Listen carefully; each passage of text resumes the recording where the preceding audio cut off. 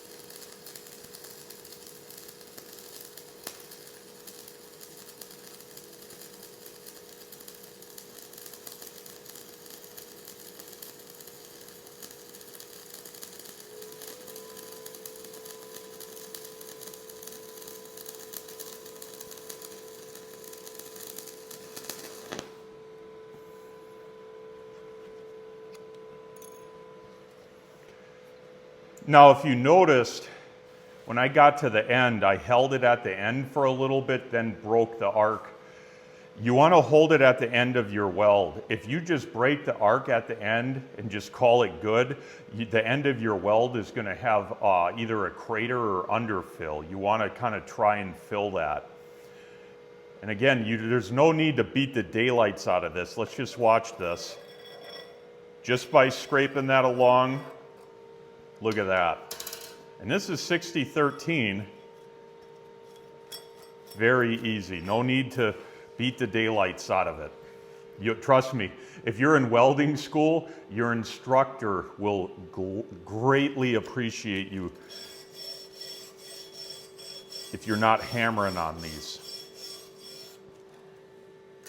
So let's take a look. Now, this bead overall, pretty small, like very thin. It's a little bit roped up, but we're only running at 90 amps, so that's to be expected. If you look at the start is a little bit higher, a little bit more roped up. That's to be expected. If your machine has hot start on it, enabling hot start will get rid of the cold start. This isn't as noticeable. If I was actually welding test welds, you would notice the start would really look like it's just sitting on top and then it would flatten out. So hot start's a very, I guess, it's not necessary, but it's a great feature to have on your welder because it just helps on practical stuff like actual joints. And then if you look at the end, there's not really a flat crater or anything there. That's looking pretty good. So this is exactly what you should be aiming at for a 6013 weld. Now, I'm going to do a couple more on here, but before I do, I want to talk a little bit about what I'm actually seeing. Since I don't have an arc camera, and I've tried taking arc shots and my camera just simply can't, even with a filter on it, I won't have that, but I can explain a lot of what I'm seeing, and I think you guys will understand. So as I'm welding with the 6013 rod, the 6013 kind of has a puddle. It has a lot of like swirling. It's not as defined as like a 7018 rod. 7018 is very easy to see the molten puddle, okay? 6013, not so much. What you're really looking at as you're dragging that molten puddle along, the molten puddle is a slightly brighter color and it's shaped like an eye. That's the best way I could describe it.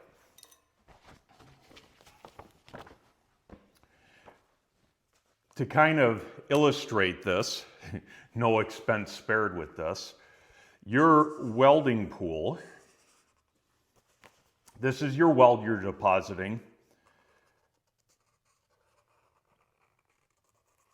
your molten puddle is going to look something like this.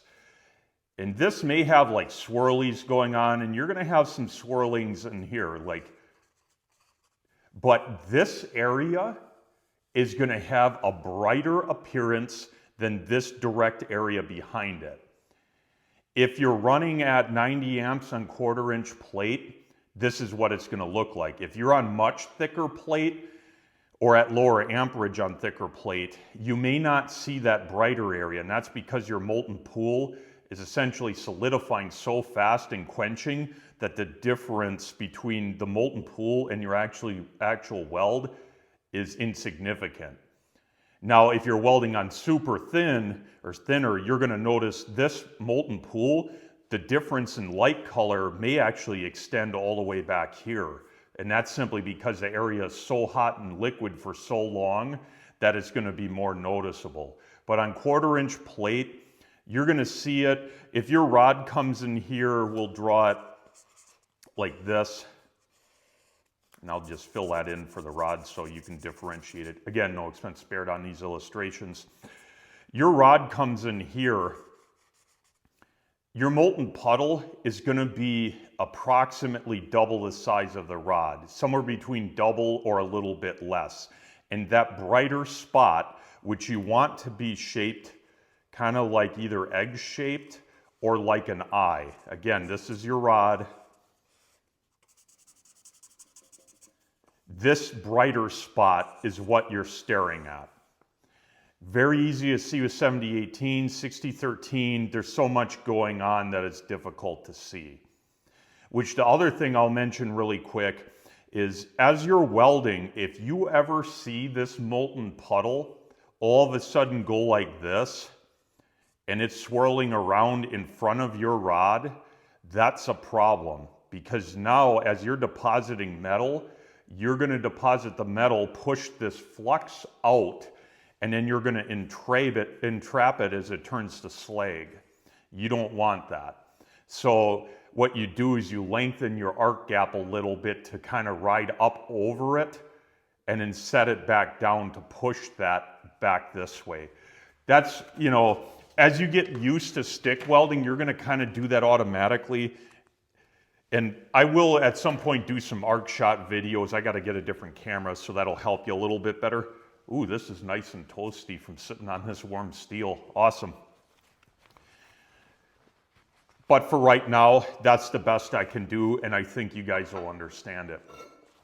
So now what I'm going to do is I'm going to start lapping beads, where I'm going to weld right up tight to this weld, do a pass, and we're going to talk about it.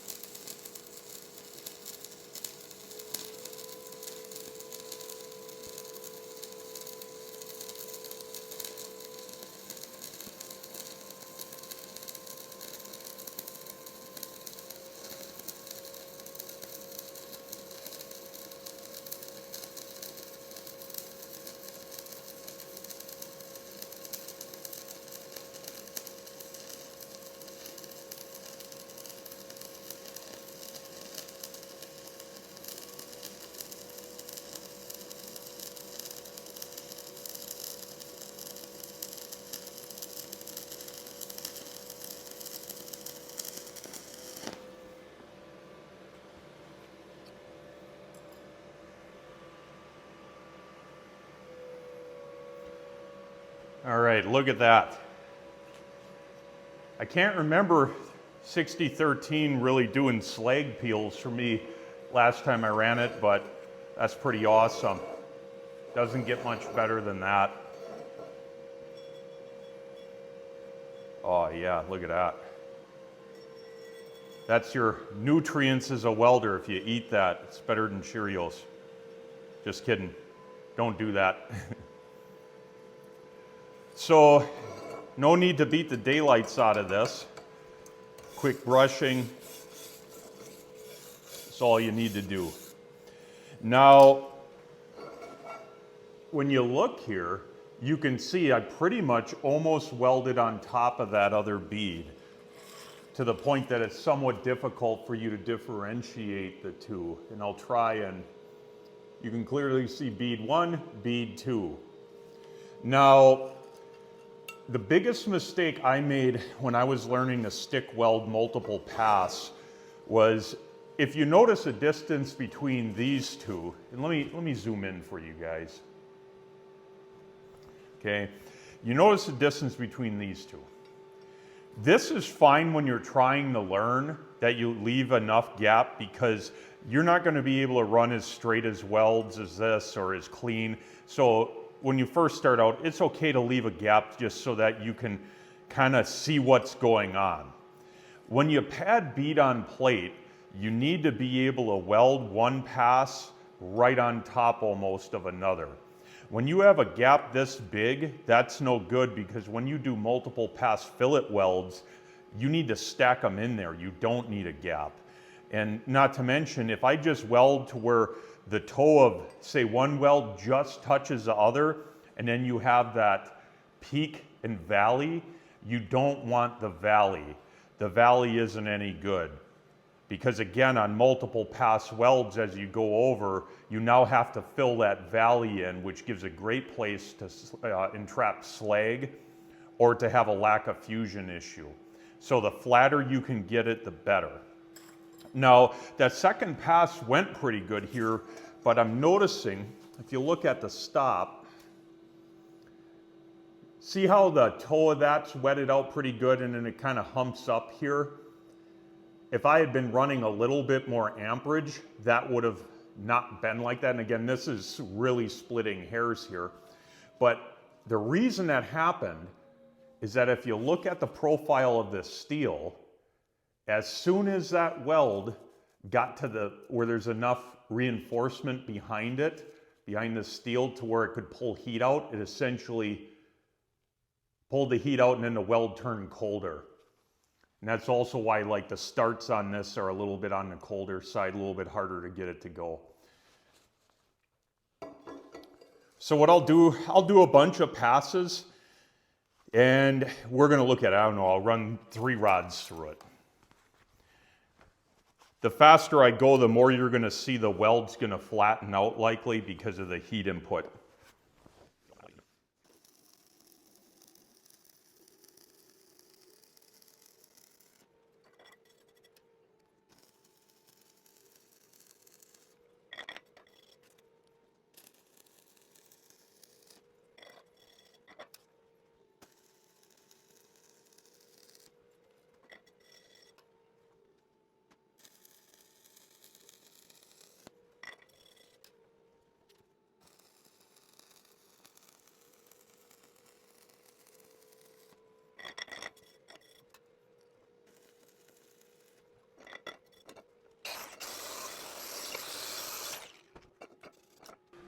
All right, so let's talk about what we got here.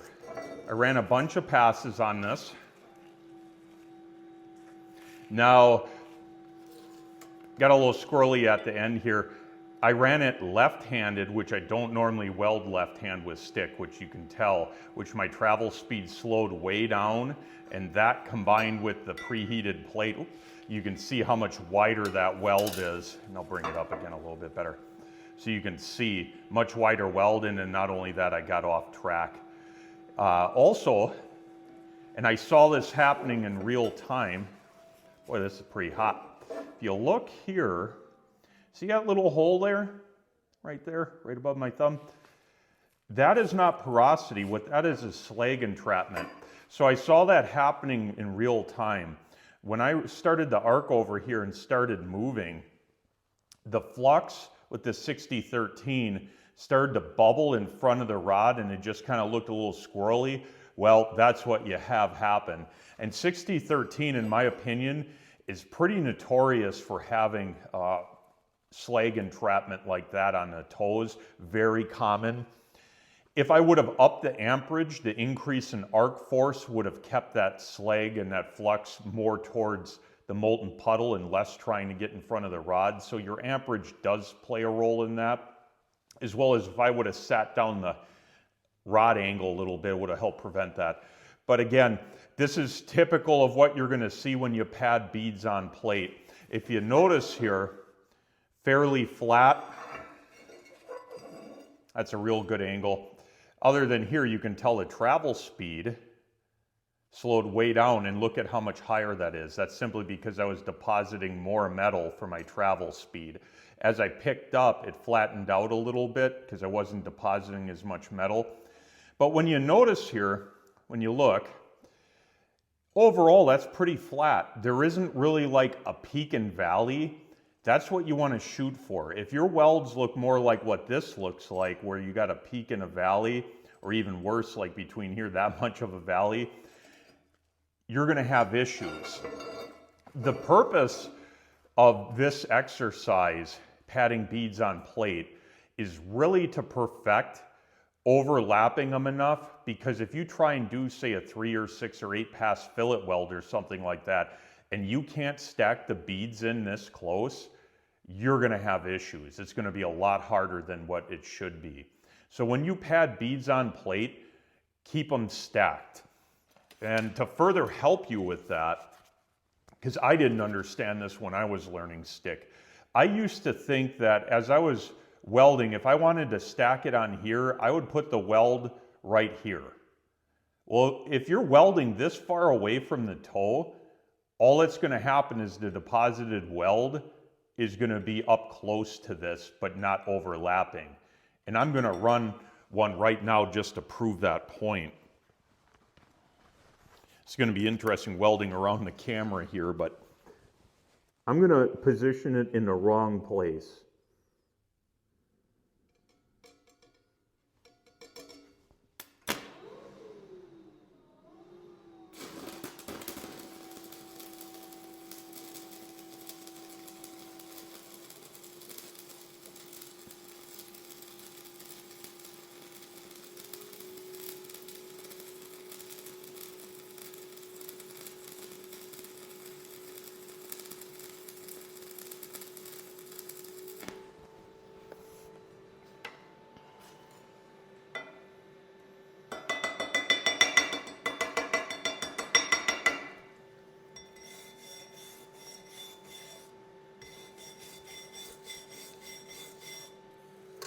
Now I want you to look at that. See how it's just touching the toes? Like barely? And I'll even shoot a side shot. You got that peak and valley. You don't want that. I'm going to move it a little bit closer, but still not where it should be, and let's look at it.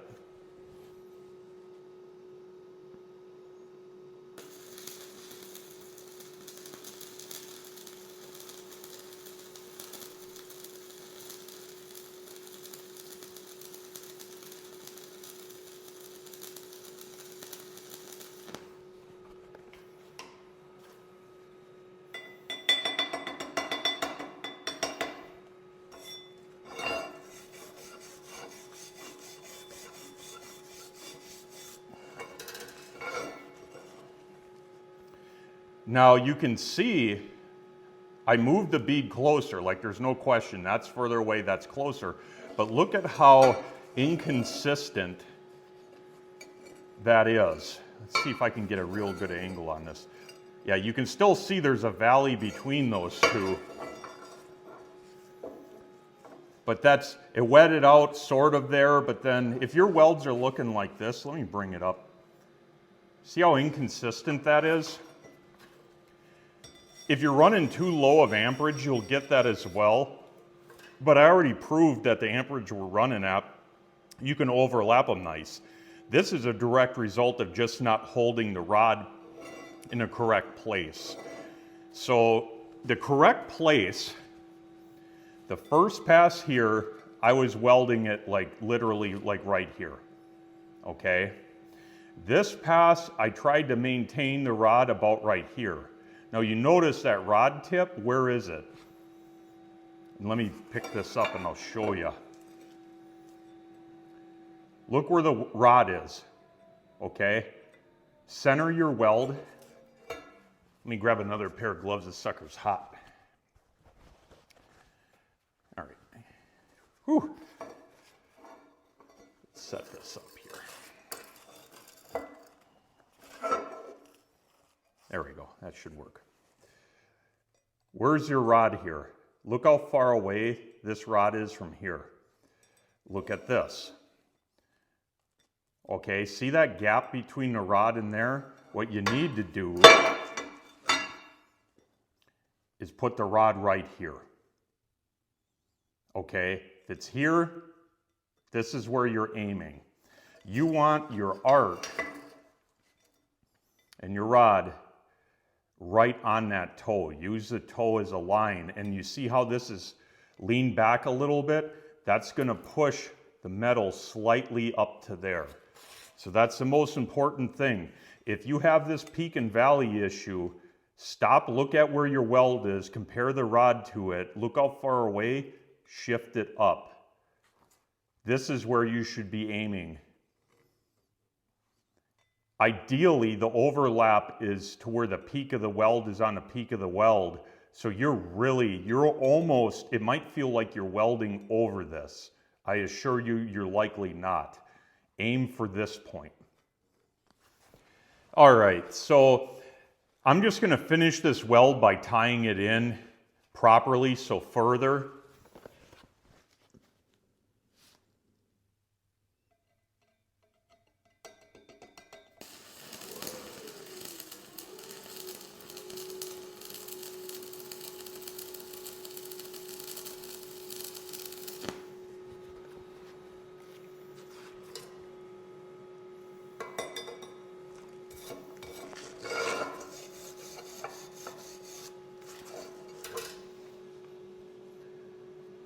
See, again, you can see the different stages.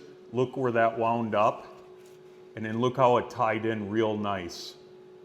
I could have even pushed it a little bit more, but the difference is such a minute amount in how close you hold the rod.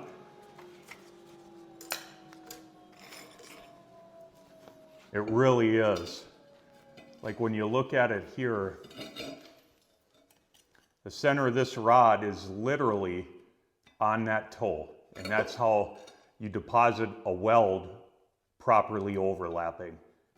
Use that as a guide.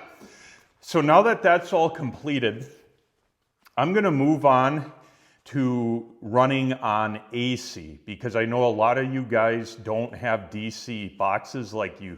If you're running on a Lincoln Tombstone welder, you only have AC. So I'm going to do a couple passes with AC. Everything here, for the most part, applies to you guys. The difference is your weld is going to look different than what I have here on AC. I find on AC, the weld tends to be more peaked, or kind of comes to a point. So we're going to do a couple passes just so I don't leave you guys in the dark, because you're going to be a little bit confused on this because your welds simply aren't going to look like this. So I'm running 90 amps. Same setting as before on AC, which AC with stick welding is 50% DCEN, 50% DCEP. And let's run a pass.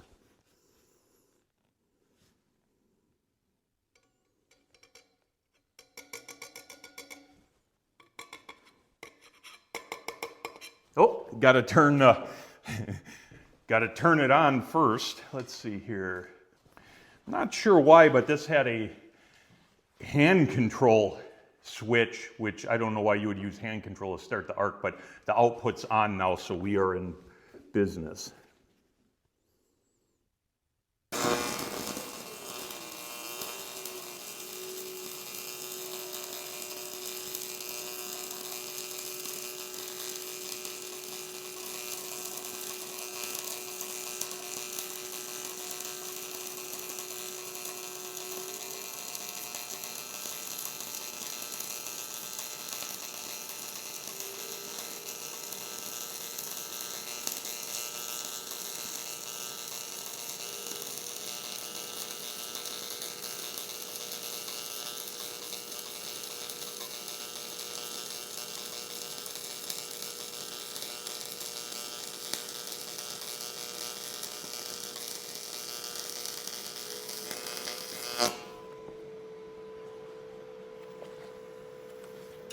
Now that probably sounded a little bit different than your Tombstone. This is an inverter welder. I'm welding it up with my Dynasty 210.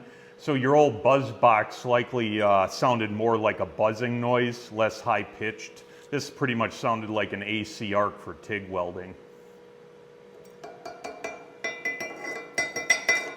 All right, let's clean that up.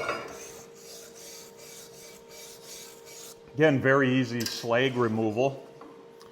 And when we look at that weld, it kind of looks like the other welds, like over here if you look, somewhat to our first pass, but it's narrower.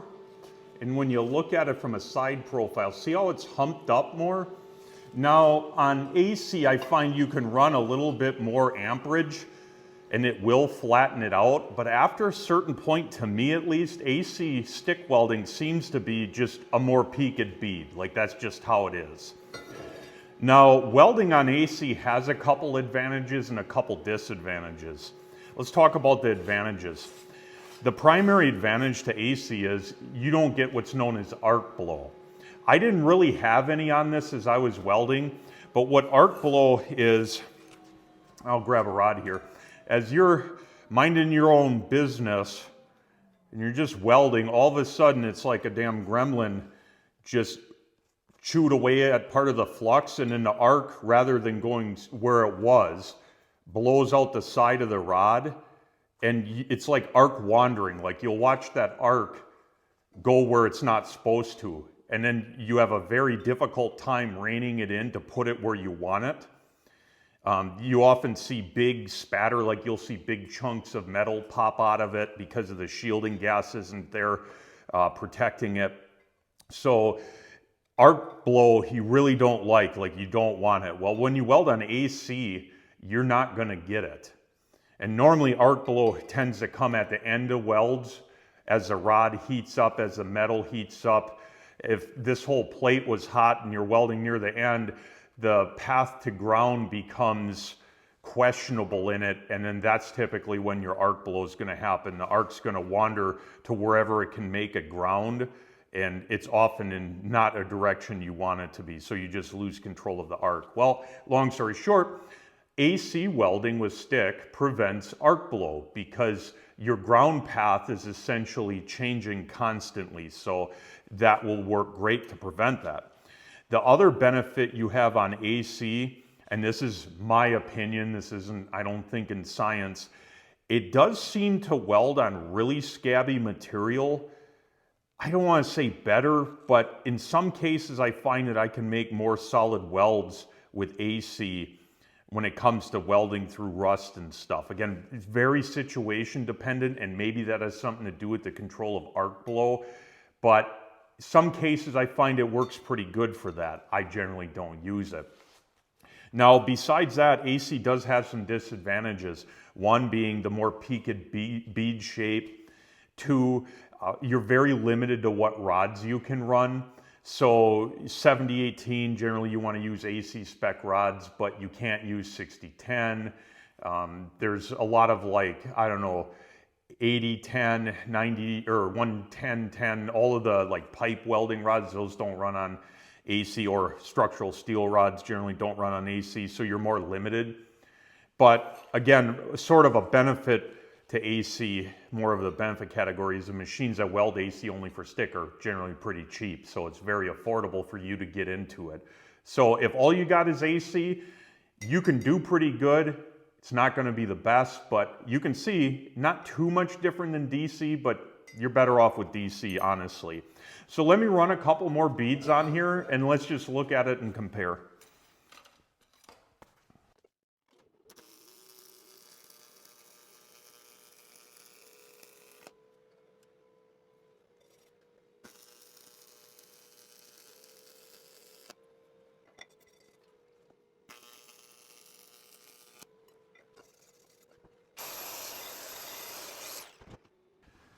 All right, so you saw me run a bunch of passes on AC, and we got slag peeled just like on DC. Tasty. So You can see the welds aren't too much different, I guess, than DC. It's very subtle, but when you look down it, they're a little bit more peaked, I guess. It's very, very subtle. Hopefully you guys can see that, but you're gonna just have a tendency to have a more peaked weld on AC. The tie-in, being that this was plenty hot, went a lot better tied in. You can see I got a little bit of a peak and a valley. I could have ran my arc gap, or excuse me, my rod, the angle, arc angle, a little bit over. You probably saw it as I was welding this. And I'll grab this rod here to really give a better example. You want to watch it when you get down to welding real close to the end of the rod. What's going to end up happening is your natural rod angle is going to start pointing this direction towards you. And if you can imagine, as you're welding here, it's going to push that molten metal this way and separate it from tying in, which is why you always want to try and keep a push angle up towards where you want the metal to lay, and then of course while maintaining your drag angle. Obviously, that's the hardest part about stick. Once you get good at your starts and stops, it is extremely difficult and not impossible, but your arc length and your rod angle and everything is constantly changing because your rod is changing length. That's where I equate it to like stick welding to riding a bike, and that's welding in general. When you got on a bike, did you just fall off of it and then give up riding forever? I mean, if you did, I feel bad for you. Go back and try again. Trust me, anyone can do it. Well, welding's the same way, especially with stick. You're gonna make mistakes. You're probably thinking like, oh man, this is easy, and you saw me do it, and then you go and do it, and then yours don't look anything like this, and then you feel discouraged and you quit. Don't quit. It's just like riding a bike. Put in more than a few hours, burn up 20, 30 pounds of rods, you're gonna easily get results like what I have here. It's just a practice thing. You know, everyone teaches themselves how to weld. You're no different. Like all the instruction, this video, reading about it, that's all great. You're gonna have to build the muscle memory to be able to be consistent like this. And you didn't see me do it, but if you need to draw straight lines on your plate to get a straight line to weld, that's perfectly fine. Do it. I happen to be able to get a fairly straight line without, a fairly straight bead without a line. If you can't, draw lines. There's a couple other things I just want to cover quick. So, arc gap wise, this is very difficult to explain, but I'm going to try and do my best. The gap in which you want to maintain the rod off of the plate is very minimal. With this particular rod, I can literally drag the edge of it down the toe, okay, to where this edge of this flux is actually actively touching the plate and it will still weld. Not all rods are like that. You may stick a rod, but with this 6013, that's about how close you want the arc gap. When I'm welding my bead down this, it's very common for me to just touch that flux a little bit and then raise up, I'm talking a 32nd of an inch, a hair's width. So I'm like welding, bring it up to where I can feel the rod is no longer touching, and then I tap it a little bit, bring it up, tap it, and I'm kind of alternating between slightly tapping that flux and having an arc gap, okay? That works really good with this particular rod. Like I said, you want to be careful though, because with some rods, if you tap the rod like this, the flux isn't down that far off of the rod, and what will end up happening is you'll stick that rod. You don't want that. But you can see how far that rod is back in that flux. That's your arc gap. So even when you're holding this tight, you still have an arc gap, okay? Only when you push this in so far that the flux melts off that the rod can touch do you close the circuit and then you stick your rod. So the other thing I want to mention, because I love talking a lot, is travel speed. Now, a bunch of the welds I showed in real time, so you can get a better idea how fast I'm moving, and then of course some I fast forwarded just for the sake of the length of the video. I am not traveling this fast forward. I am going about like this, okay? The most common mistake someone makes when trying to weld beads on plate, they're simply moving too fast. So odds are, if your weld starts necking down and humping up and it's not like equal width as this, like you see how consistent the width is overall, if it necks down and it's just squiggly, your amperage probably isn't as high as it should be, and then your travel speed's too high. So if you set your machine at 90 amps and you grab a 6013, barring your machine's settings aren't way off, your weld should look like this, and the only thing separating your weld from mine is how consistent you are and how consistent your travel speed is. And that's really, people just tend, and I did it too, I'm not, you know, I'm not impervious. When I was learning to stick weld, I just traveled way too fast, and it's very easy to do that. So if you're having trouble, likely you're going too fast, slow your roll, slow it down a little bit. All right, I think that's covered enough to get you started. Go out, grab your welder, knock the dust off of it, get it hooked up, make sure it works. Grab yourself a box of 6013s from the store, 1/8 inch, or if you have access to 332 and you rather do that, that's fine. I think you'll find on 1/4 inch steel, 1/8 inch is a lot easier to learn on for rod size.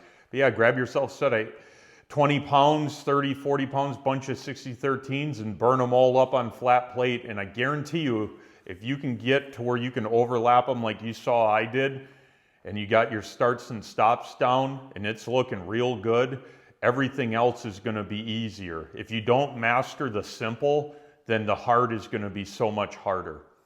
So with that said, thanks for sticking around for this video.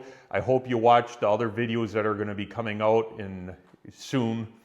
I'm going to be covering everything from rod selection to machine selection, talking about advanced features, arc force. Like, I'm going to be trying to go in depth as much as I possibly can to help you guys out, because I want to see you making good welds and building stuff, because too many people out there are sitting around and they're afraid of starting a new hobby like welding, or they don't know how to weld and they want to build stuff, and you have that in you to build stuff, but you don't know where to start. Well, this is where you start. Master the simple, the hard becomes easy. If you don't master the simple, the hard is very hard.